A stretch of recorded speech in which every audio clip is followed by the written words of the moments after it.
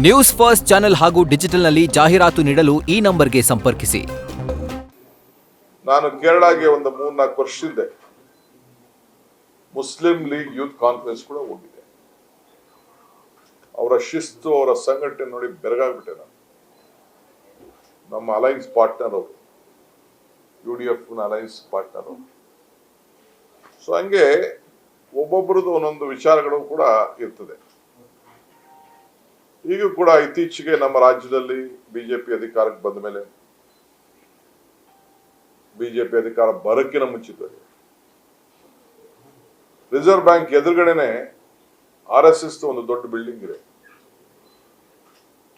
ಕೋಟ್ಯಾಂತರ ರೂಪಾಯಿ ವರ್ಷಕ್ಕೆ ಬಾಡಿಗೆ ಪಡಿತಾ ಇದ್ದಾರೆ.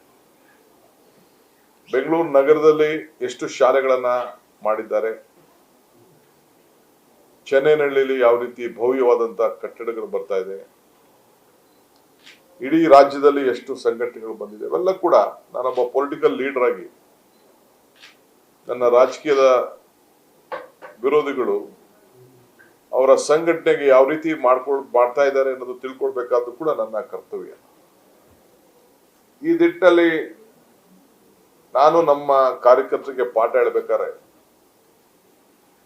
ಕಾಂಗ್ರೆಸ್ ಕಚೇರಿ ನಮ್ಮ ದೇವಸ್ಥಾನ ಅಂತ ಪಾಠ ಹೇಳಬೇಕಾದ್ರೆ ಬಹಳ ದೊಡ್ಡ ಅನುಭವದಲ್ಲಿ ನಾನು ಮಾತಾಡಿರುವಂತ ಮಾತು.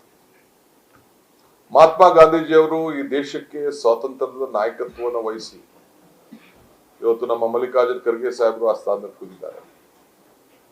100 ವರ್ಷ ಆಗಿದೆ. 100 ವರ್ಷಕ್ಕೆ 100 ಕಾಂಗ್ರೆಸ್ ಭವನ ಕಟ್ಟಬೇಕು ಅಂತ ಹೇಳಿ ಏನ್ ನಾನು ಪ್ರಾರಂಭ ಮಾಡಿ ಈಗಾಗಲೇ 70-75 ಜಾಗಗಳ ಸಿದ್ಧತೆ ಆಗಿದೆ.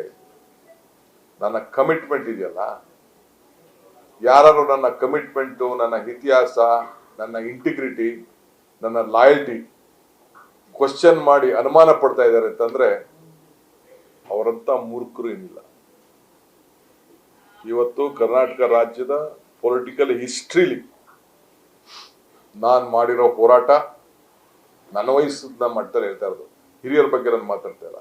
ಮೈ age group from the days of my student life till today, no one can ಹತ್ರಕ್ಕೆ ಬರ್ಲಿಕ್ಕೆ ಸಾಧ್ಯ ಇಲ್ಲ.